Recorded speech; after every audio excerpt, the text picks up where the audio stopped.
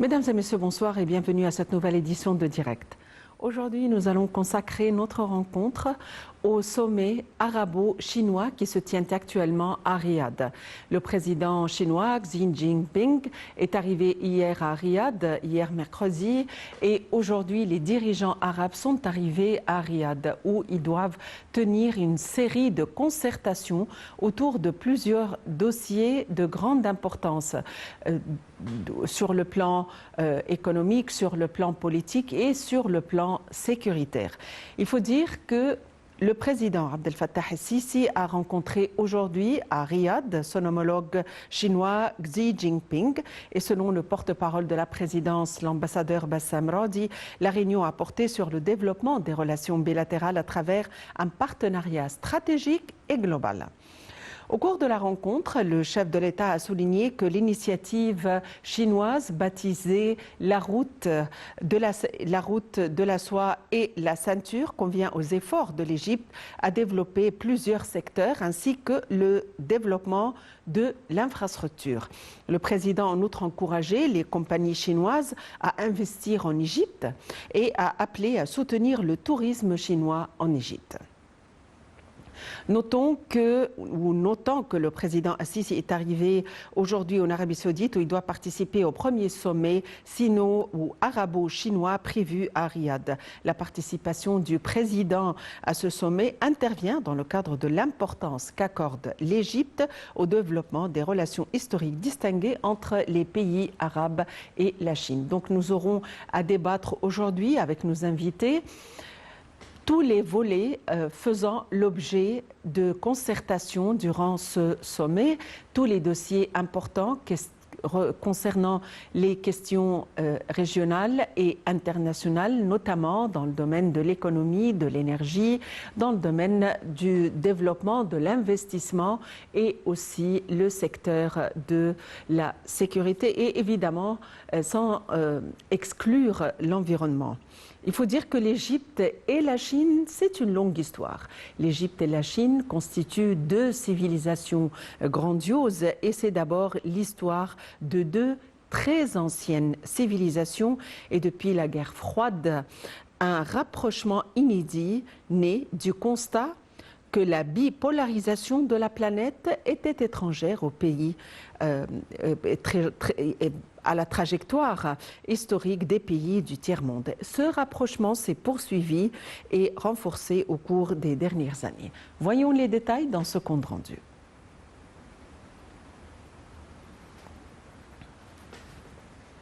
Les dernières années, le Caire participe activement au forum de coopération entre la Chine et le monde arabe. Une zone de coopération économique et commerciale a été installée à Suez sur l'une des routes maritimes les plus importantes au monde. Et l'Égypte a été, avec l'Afrique du Sud, l'un des premiers pays du continent africain à rejoindre la Banque asiatique d'investissement pour les infrastructures, l'une des institutions les plus importantes du dispositif de financement des projets développés par Pékin dans le cadre des nouvelles routes de la soie. À partir de ce choix d'une coopération tous azimuts, un seuil a été franchi puisque les échanges commerciaux se sont accrus et que la part des importations en provenance de la Chine a dépassé celle des importations en provenance des États-Unis.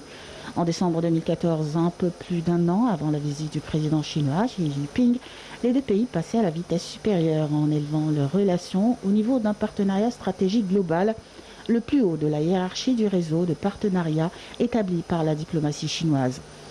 Au fil des années, les partenaires ont discuté de dossiers majeurs concernant notamment les affaires africaines et le Moyen-Orient, spécialement le problème palestinien, la sécurité du Golfe et les crises syriennes, yéménites et libyennes.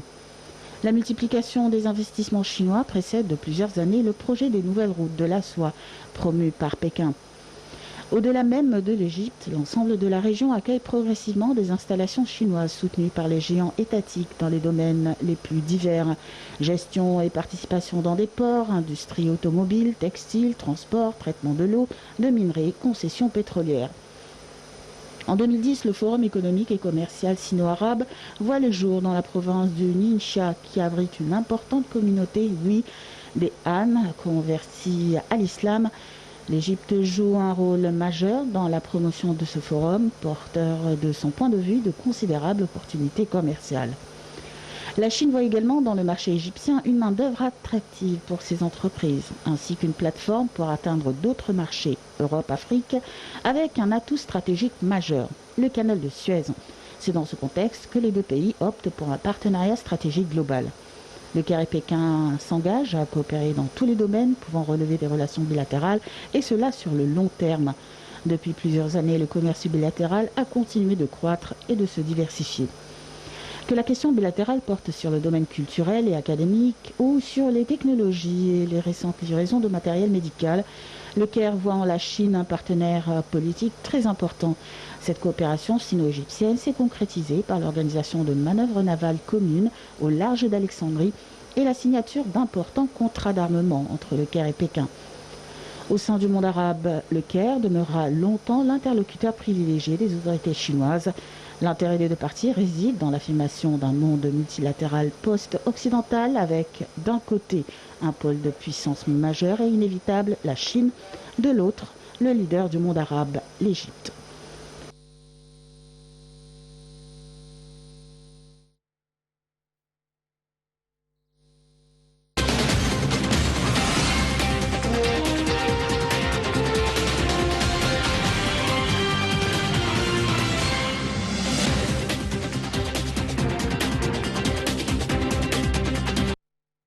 Et pour nous donner plus d'éclaircissements, nous avons le plaisir d'avoir en ligne son Excellence, Madame l'ambassadrice Wafa Bassim, ex-adjointe du ministre des Affaires étrangères et membre de la Commission des droits de l'homme aux Nations Unies. Madame l'ambassadrice, bonsoir et bienvenue avec nous. Bonsoir et merci pour la belle introduction. Merci beaucoup. Bienvenue avec nous. Madame l'ambassadrice, quel est l'intérêt d'un tel sommet arabo-chinois? C'est un intérêt global, compréhensif, une situation de gagnant-gagnant et une assurance de la continuation de grandes relations historiques dans tous les domaines qui datent je ne dirais même pas de décennies, je dirais de siècles entiers entre notre région et la Chine. Nous avons toutes les deux régions ont une civilisation ancienne, des échanges qui datent de milléniums, si je peux le dire, des relations qui ont été culturelles, et des relations de civilisation, de religion, de culture, d'industrie, depuis déjà l'aube de l'humanité, l'aube de l'histoire telle qu'elle connaît. Mais en ce qui concerne le sommet, disons que c'est l'édition, la 8e, je pense, puisque le forum de relations sino-arabes a été lancé en 2004. Et c'est un forum, qui est institutionnalisé dans les deux régions, que ce soit le groupement des pays arabes sous l'égide de la Ligue arabe, que ce soit de la partie de la Chine, de la part de la Chine, et qui de plus en plus prend corps bien tracé avec des buts bien clairs, bien dessinés, et qui vise surtout l'économie, les relations économiques, les investissements, l'échange de technologies, aussi le transfert de technologies, l'énergie certainement, et nous avons un chiffre bien remarquable d'échanges financiers entre la Chine et les pays arabes qui s'élève à presque 240 milliards de dollars.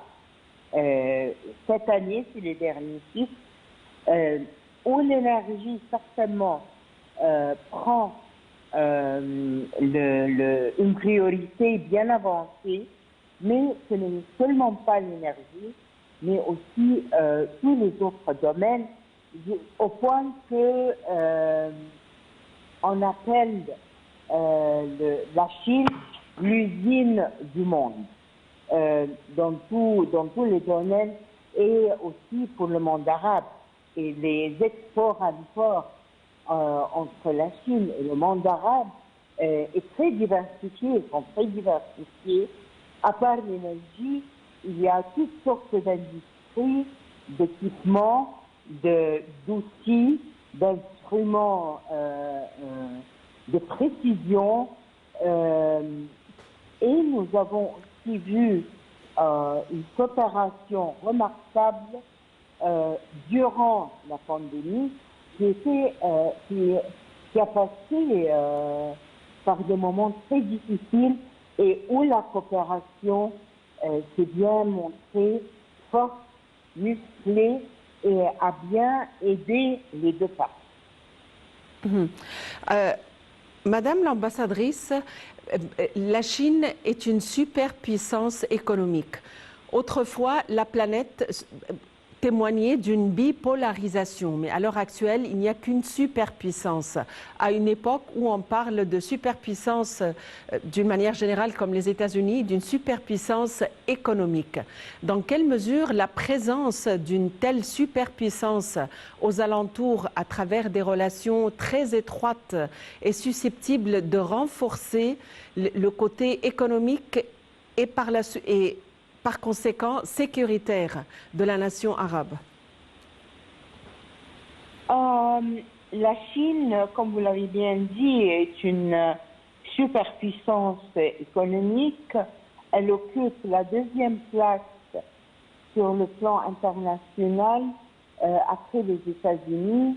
Et malgré toutes les différences idéologiques, nous trouverons que les États-Unis et la Chine sont de grands partenaires sur le plan financier et économique. La même chose en ce qui concerne la Fédération russe et la Chine. En ce qui concerne le monde arabe, comme nous avons dit, le monde arabe représente une source primordiale importante d'énergie pour la Chine. En tête vient la Saoudie Arabie, où se tient ces jours-ci plusieurs forums qui culminent dans le sommet. Nous avons un forum sur les médias arabo-chinoises. Nous avons le forum où le sommet, le pays des Golfe arabes et la Chine. Nous avons des sommets saoudi-chinois et nous avons une série de rencontres de très haut niveau, dont aussi la rencontre de notre président avec le président chinois, le leader chinois, je dis. La base de ces relations entre le monde arabe et la Chine, ce sont les intérêts communs. Et elles se divisent, elles se ramifient dans plusieurs d'autres, initiatives importantes, comme par exemple le chemin et la route, comme l'ouverture de plusieurs moyens de communication, de transport, par l'ouverture de nouvelles lignes aériennes, des transports digital et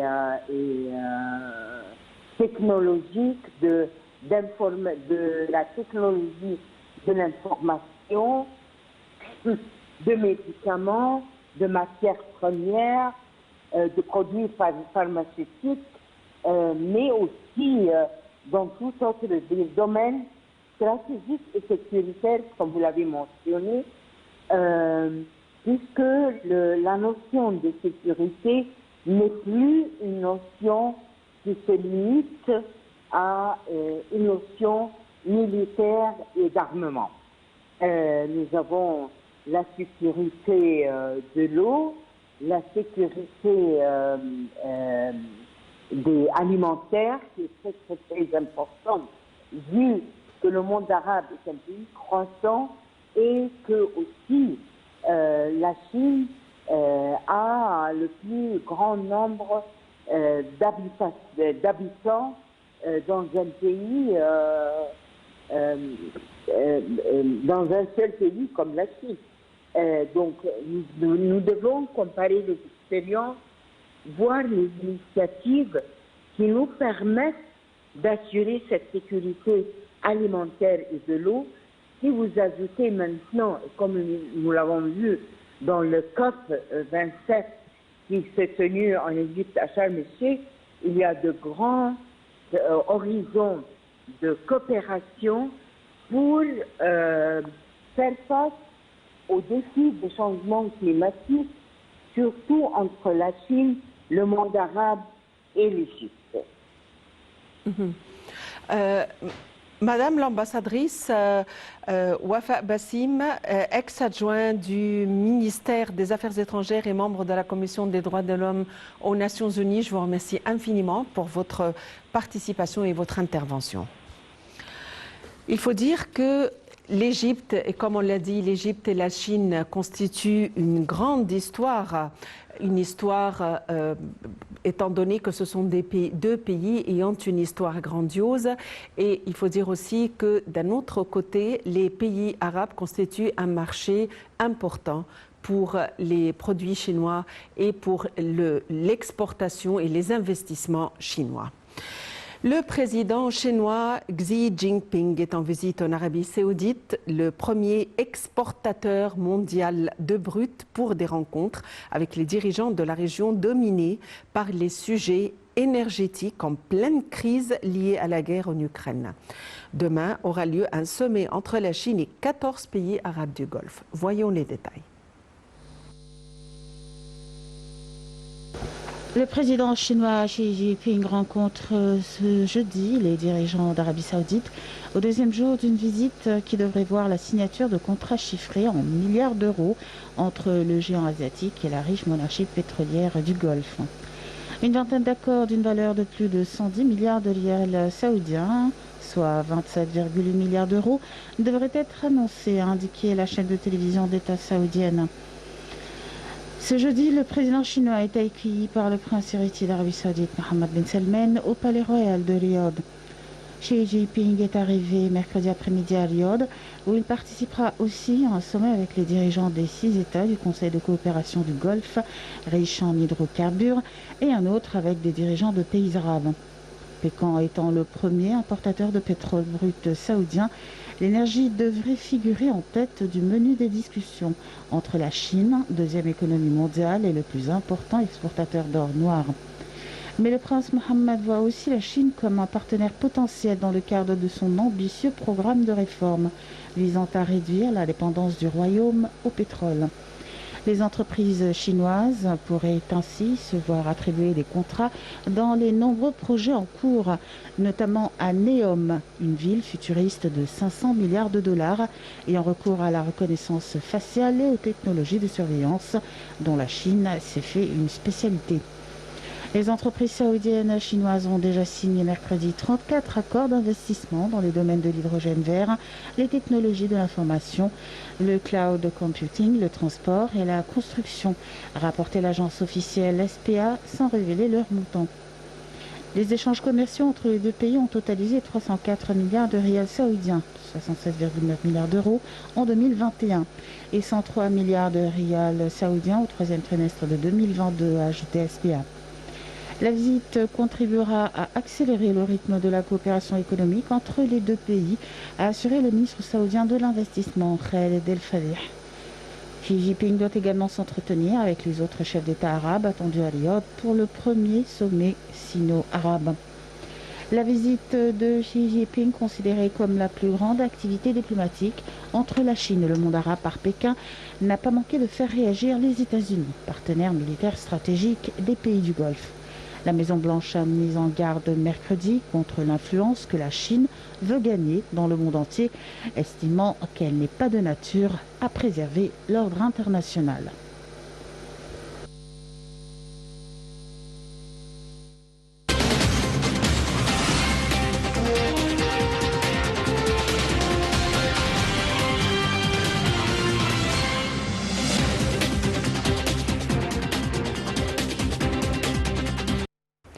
Et pour nous donner plus d'éclaircissements concernant le côté énergétique, étant donné que la Chine se rend dans un pays, sera en Arabie Saoudite le plus grand exportateur de brut à un moment où le monde témoigne d'une crise énergétique. Nous avons le plaisir d'avoir en ligne son Excellence, Monsieur l'ambassadeur Hussein Haridi. Il y a Monsieur l'ambassadeur Hussein Haridi, l'ex-adjoint du ministre des Affaires étrangères. Monsieur l'ambassadeur, bonsoir et bienvenue avec nous. Merci beaucoup, madame. Monsieur l'ambassadeur, l'Arabie Saoudite est le plus grand exportateur de brut et le sommet arabo-chinois est un sommet qui doit témoigner de plusieurs concertations concernant plusieurs volets, dont le côté économique et énergétique, à un moment où le monde entier témoigne d'une crise énergétique suite à la guerre entre la Russie et l'Ukraine. Quelle est la valeur ajoutée de ce sommet pour les deux côtés? D'un côté, les pays arabes et de l'autre côté, une superpuissance économique telle la Chine. Le président chinois et le roi de l'Arabie Saoudite, le roi Salman, ont signé aujourd'hui un accord intitulé un partenariat stratégique compréhensif qui comprendra la coopération bilatérale entre les deux pays dans plusieurs domaines, parmi lesquels figure la coopération dans le domaine énergétique et dans le domaine des investissements. D'un autre côté, les deux côtés ont signé plusieurs accords de coopération. Un accord principal, un accord important, porte sur la synchronisation de la vision saoudienne du développement économique, la vision 2030, avec l'initiative chinoise, la route dite route et ceinture. Ce que veut dire que les deux pays ont une volonté politique affichée d'approfondir leur coopération dans le domaine économique, énergétique et l'investissement, ainsi que dans le domaine de l'habitation. D'un autre côté, les deux autres sommets, ou le sommet entre le président chinois et quelques dirigeants arabes, y compris le président égyptien, le président Abdel Fattah el-Sisi, a pour objectif de relancer, d'approfondir, de promouvoir la coopération entre la Chine et le monde arabe d'une façon plus institutionnalisée et plus compréhensible. Sur un autre plan, Monsieur l'ambassadeur, le fait que la Chine tienne un sommet avec les pays arabes, bien sûr, il y a plusieurs aspects qui constituent un intérêt commun. Mais comment peut-on définir la relation reliant les deux parties? C'est-à-dire, quelle est l'importance d'un autre côté des pays arabes pour la Chine? Certainement, de point de vue chinois, le monde arabe et plus particulièrement le Moyen-Orient et le Golfe représente une région primordiale, soit du point de vue économique ou du point de vue stratégique. Et dans ce contexte-là, j'aimerais préciser que la visite du président chinois, M. Xi Jinping, ce n'est pas la première, c'est la deuxième. C'est la deuxième, car il a visité l'Arabie Saoudite et l'Égypte et l'Iran dans une tournée en janvier 2016. Et la Chine aujourd'hui veut s'ouvrir sur les régions géographiques jouissant d'une importance stratégique internationale. Et comme je viens de le préciser, le Moyen-Orient et le Golfe est une région parmi ces régions que la Chine voudrait promouvoir sa présence dans ces régions-là. De point de vue historique, les relations entre la Chine et les pays arabes, y compris l'Égypte, sont des relations bien ancrées. Et je crois que la visite de M. Jinping va consacrer ces relations-là. Oui. Monsieur l'ambassadeur Hessène Haridi, ex-adjoint du ministre des Affaires étrangères, je vous remercie infiniment pour votre intervention. Merci beaucoup, madame. Il faut dire sur un autre plan que le Conseil des ministres en Égypte a approuvé les mesures susceptibles de faciliter l'obtention du permis doré. Le Conseil des ministres a approuvé lors d'une réunion mercredi à la nouvelle capitale administrative un nombre de décisions concernant de nouvelles facilités aux investisseurs et stipulant entre autres des amendements au décret d'application de la loi sur l'investissement simplifiant les conditions requises pour l'obtention du permis doré. Et voici plus d'éclaircissements concernant le permis doré. Le Conseil des ministres a approuvé lors d'une réunion mercredi à la nouvelle capitale administrative un nombre de décisions concernant de nouvelles facilités aux investisseurs et stipulant entre autres des amendements au décret d'application de la loi sur l'investissement, simplifiant les conditions requises pour l'obtention du permis doré. Cette démarche intervient dans le cadre de la stratégie de l'État visant à assurer les conditions propices aux investissements et aux projets de développement, de sorte à réduire les importations en renforçant la production de produits locaux et à simplifier les conditions requises pour la délivrance du permis doré au projet, a affirmé le président de l'Autorité générale de l'investissement et des zones franches, Mohamed Abdelwaheb. L'un des amendements prévoit la suppression de la condition imposant que le capital de la société ne soit pas inférieur à 20% des frais d'investissement du projet, comme réclamé par les investisseurs désireux d'obtenir le dit permis, a indiqué Abdelwaheb. Le gouvernement égyptien a annoncé la création d'un lien sur son site électronique à l'intention des investisseurs désireux d'obtenir la licence dorée qui permet d'accélérer les procédures de délivrance des permis d'exercice et de fonctionnement des projets industriels. Le Premier ministre Moustapha Madbouli a souligné que cette mesure avait pour objectif de stimuler les investissements et d'aplanir les difficultés rencontrées par les hommes d'affaires, conformément aux directives présidentielles données à cet égard. Les demandeurs devront remplir un formulaire sur Internet comportant les données requises, comme le nom de la société, la date de sa fondation, son statut juridique, le nombre de son personnel, ses exportations ciblées annuellement, la part du composant local, en envoyant en pièce jointe des documents qui étayent ces informations, précise pour sa part le porte-parole du gouvernement, Nader Saad.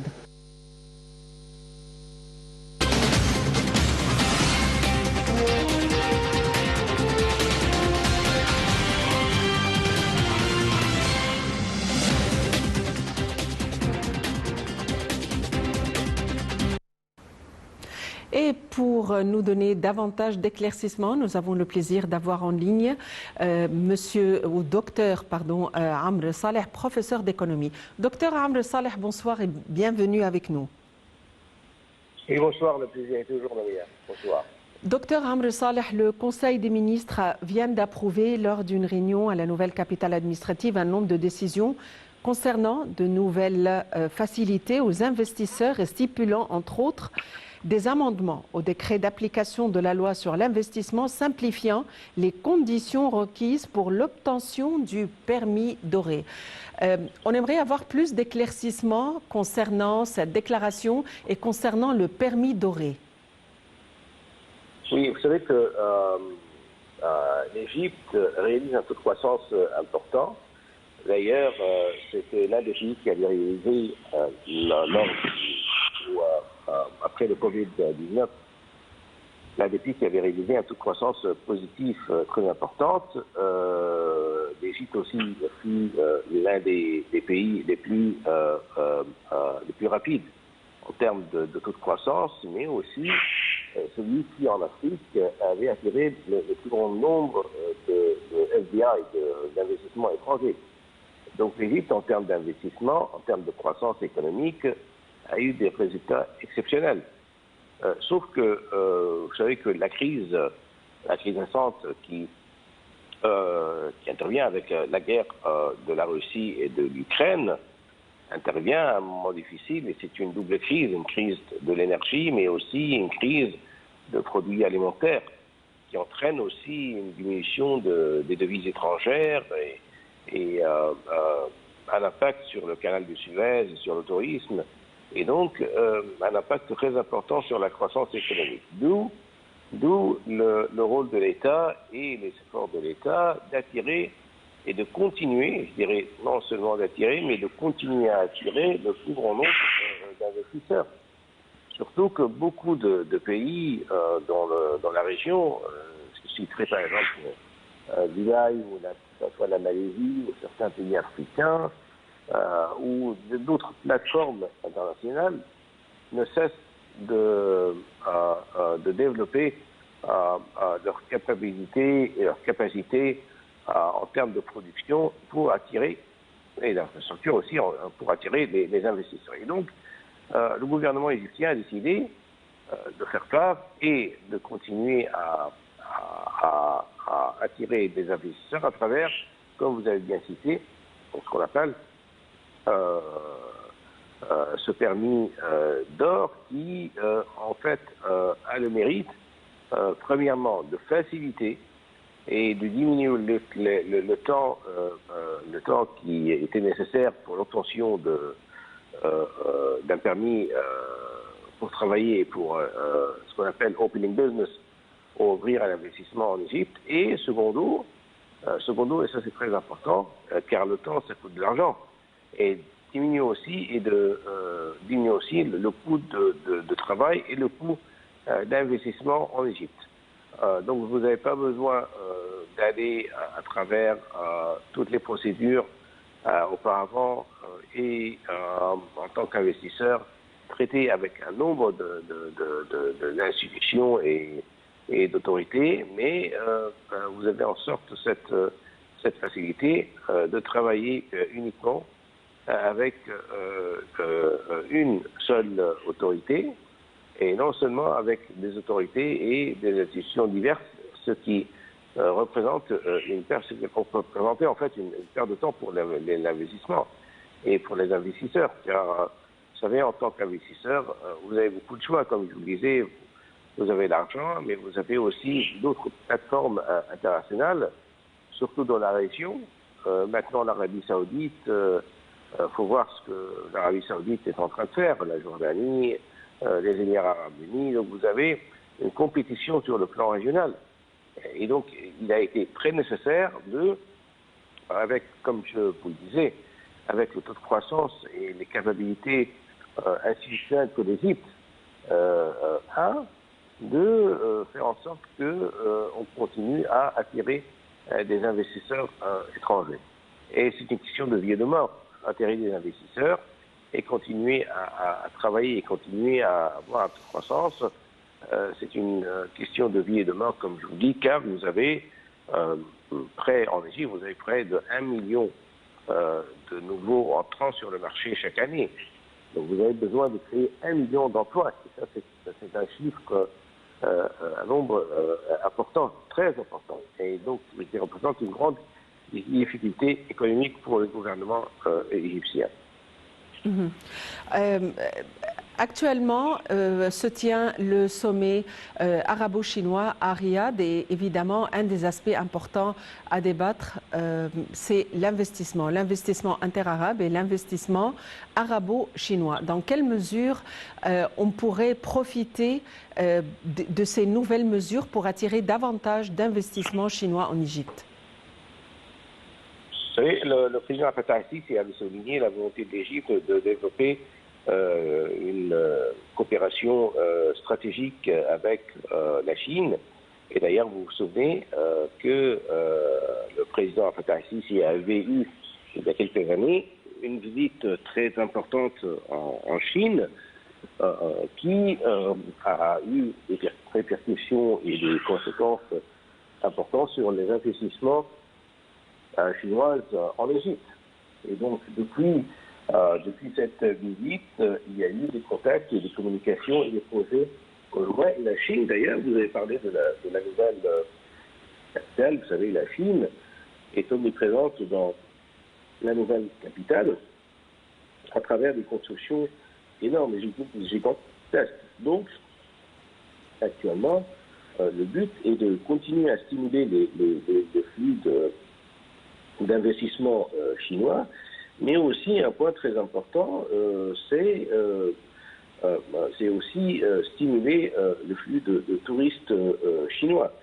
Et le président Fattah al-Sisi a exprimé son espoir d'accroître le flux de touristes chinois pour l'Égypte et encourager les entreprises chinoises à augmenter leurs investissements en Égypte, surtout dans le domaine de la fabrication conjointe et de localisation et de transfert de technologies chinoises.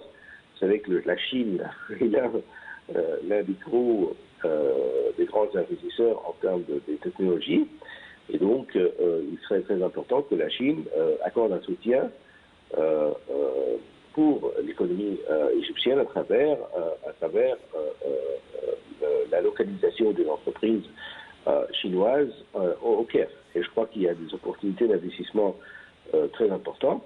Et le président Fattah al-Sisi a même auparavant, au cours du sommet de Sharm el-Sheikh et dans plusieurs sommets, a mis l'accent sur le grand défi que l'Égypte cherche toujours à améliorer son partenariat économique dans tous les domaines, avec beaucoup de pays, et en élargissant et en diversifiant divers cadres de coopération avec les pays frères et les pays amis pour développer ses capacités économiques.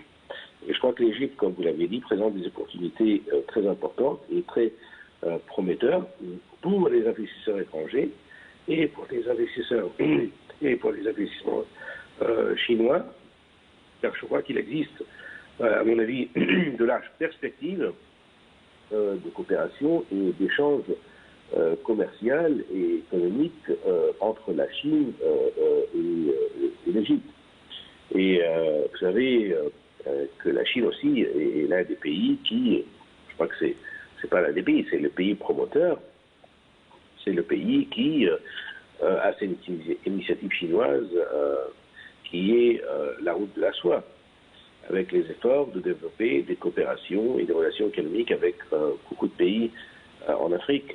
L'Égypte représente en particulier un axe très important avec le canal de Suez, mais aussi avec ses infrastructures économiques, et notamment dans le domaine des routes et dans le domaine maritime, dans le domaine de l'énergie. Vous avez vu, et on assiste tous les jours, à une immigration que le président Fattah al-Sisi assiste, auquel dans le domaine des infrastructures. Et donc, je crois que dans ce domaine, l'Égypte représente un terrain très important pour les entreprises chinoises. Vient en sorte le fait que, vous parlez de domaine de coopération, l'Égypte aussi représente une porte, à mon avis, une porte pour l'Afrique, pour la Chine. et donc la Chine serait, à mon avis, très intéressée à y installer des industries chinoises pour intégrer le marché chinois, le marché africain, pardon. Et donc je crois que c'est un des dossiers qui serait abordé ou qui est abordé par les deux dirigeantes. Ajoutant à cela qu'il existe cette question classique de la stabilité au Moyen-Orient, en particulier ce qui se passe dans la région, et puis les efforts continus de l'Égypte pour parvenir à une solution politique dans les crises qui existent en Proche-Orient. Je crois que la Chine pourrait jouer un rôle supplémentaire dans cette crise, mais aussi la Chine pourrait jouer un rôle dans le cadre des efforts que l'Égypte avait déployés pour améliorer la condition de l'environnement. Et il faut peut-être dire que si la Chine est responsable d'un taux important de la pollution de la globe, mais la Chine aussi, en même temps, a eu des efforts et a déployé des efforts considérables pour restructurer une grande partie de son industrie, ce qui représente aussi une chance pour la coopération conjointe et pour l'investissement chino-égyptien dans le cadre de l'environnement. Et aussi après l'organisation en Égypte, à Sharm el-Sheikh, du COP 27. À la lumière de la crise énergétique qui sévit dans le monde, comment peut-on décrire la relation reliant la Chine aux pays arabes à l'heure actuelle? Oui, ça c'est une question très importante. Vous savez qu'il y a eu une grande tension entre les États-Unis et certains pays arabes, notamment l'Arabie saoudite. Et vous savez aussi que la Chine est l'un des pays, non seulement l'un des pays, mais un pays qui enregistre le taux de croissance le plus important.